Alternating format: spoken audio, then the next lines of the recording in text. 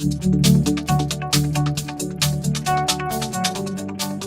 morning, and welcome to this summer edition of Hawk TV News. I'm Brianna Pendleton. And I'm Devontae Rivera. Thank you for joining us.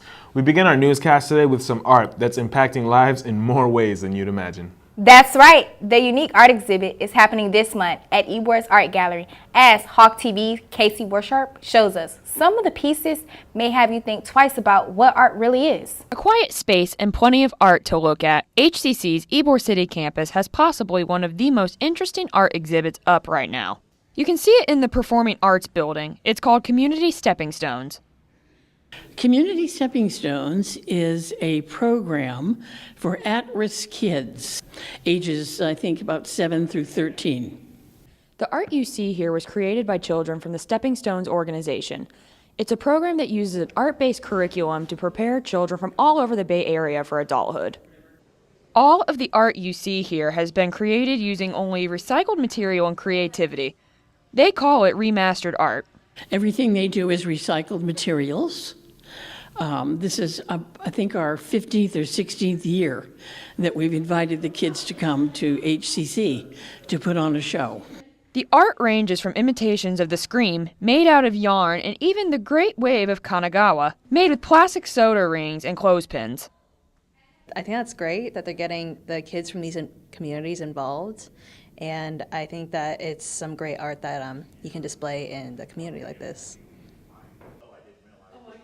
I think that the creative mind is just great in general, and that with art, it's a visual representation of, what you may be feeling or what you want to feel or, feel in your life, yeah. The Community Stepping Stones art exhibit will be here at the HCC Ybor City campus until June 20th. Reporting from Ybor City, I'm Casey Wishart, Hawk TV News. You can see this exhibit from 10 to 4, Monday, Wednesday, or Friday, or Tuesday, noon to 7. Looks like a cool exhibit. Okay, guys, before music was on your phone, MP3s, or even compact discs, there were records. Remember those, Devontae? Of course. That's the way our parents and grandparents jammed to their tunes back in the day. But it looks like records aren't just for generations past. As Hawk TV's Phoebe Miller shows us, it seems to be a vinyl revival. Vinyl records. They're large, vintage, and great at collecting dust in your grandfather's attic. So to have the item in front of you that the artist picked and, produced in a specific way, and the artistry behind that, I think is needed, and that's why I think vinyl has done really well. As old school as they are, records like this are still a thing. Tampa is a really good scene right now for vinyl and record stores and such. So why are they still so sought after? Who's buying records in 2018? Hawk TV went to some local record shops to find out. It's kind of a mix of people. I mean, you've got people in their older years who still come by to find new releases or things like they might have sold. You've got new people like the college market, where it's about a mix of people who want to have new releases on vinyl for the, you get it for the aesthetic or for the sound quality, and then some people who are interested in collecting older or more obscure releases. So it's probably an even mix of those sort of demographics. Vinyl, as we know it, has existed for roughly 150 years. I think as much as anything, it's a curiosity thing where it's all of a sudden there's a physical involvement with the record where you can actually see it spinning and you can actually see the little grooves on there and watch the stylus, whereas in most other alternatives, maybe CDs or whatever, you're just dealing with a black box. A record from the 70s, and you hear that's surround sound. If you listen to a Zeppelin record from back then, it's just you hear the walls of guitar, especially if you have a pair of headphones, good headphones, and you're just wow, this is what it's meant to sound like. Coexisting in perfect harmony with music streaming services seems to be the key to vinyl's 21st century revival. But I tend to think of it as kind of like a collector's item. So, I don't buy everything in vinyl, I tend to listen to stuff digitally first, and then if I love an album and it's one of my favorites, then I want to own it. Stores like Mojo Books and Records and Sound Exchange are a treasure to music fans. In Tampa, Phoebe Miller, Hawk TV News. So you got your favorite song to play on vinyl? Not really. How about you? I actually like one of Drake's albums, What a Time to Be Alive. My favorite track on there is 30 for 30 Freestyle. Whoa, all right. So even Drake's on vinyl. I know. Okay. Well, some vinyl and a record player might be a good gift for Dad this Father's Day. Sure, that sounds like a great way to make a dad happy, or you can get outside and do something fun. That's right, and Hawk TV caught up with some other families that showed us another cool way to celebrate Dad this Father's Day.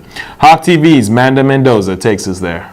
For more than a century, Father's Day has been a tradition in America. The national holiday brings families closer by honoring and celebrating dads one day in June. I think it's great. There's a day for just about everybody these days, so it's nice that fathers get theirs. It seems the sun decided to come out today as the Father's Day 5K takes off at the Al Lopez Park. You know, we celebrate him every day, but just today's a little bit of an extra. For many families here, their tradition is to run alongside their dads in this Father's Day 5K run. This is our second race here in Florida, but we ran races before in other cities, so it means a lot to me as a father to see my wife and children running along together as a family. This is our first race, but I think this will be our tradition from now on. The first year we ran it with her father, and the past 2 years we run it together. Despite a cloudy start, participation and morale was high at the Father's Day 5K at Al Lopez Park. After all, this race was about more than just running. The Great Father's Day race came about 6 years ago. It was my friend and I, and we really wanted to start something that was apart from our regular jobs to just bring families together, kind of help people get active, stay active, sort of make a family tradition. Fathers, grandfathers, sons, and daughters. This day was definitely a family affair. It's a great time to get out there with the community, celebrate with other fathers as we prepare the next generation to take our footsteps. I do a lot of races. I do a lot of 5Ks, 10Ks, marathons, ultramarathons. I'm from the UK. We're on holiday here. So we've got 2 weeks that we're staying in Orlando, but we were looking for something to do locally, and we thought we'd both sign up, myself and my wife, to the Father's Day race. It's a chance to spend time with my father. I think that's why it's important to me. We're not here to win the race, we're just here to have fun. A lot of love here at the park. Many participants told us why Dad deserves to be number one today. He just works really hard to provide for the family. He's always there for us. He's always trying to do nice stuff for us and look out for us, make sure we got what's best. He inspires me to make a difference in the future. Well, building a family is not a one-person job, and when I was growing up, my mom always said to find a man who signifies a man of hard work, dedication, and exemplifies a lot of love for his family, and that's who I found. Well, I wouldn't be here without my father, so I think that's pretty significant.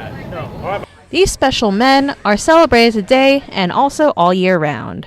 Reporting from Hawk TV, I'm Manda Mendoza. Have a great Father's Day, Tampa Bay. Well, that wraps up this special summer newscast.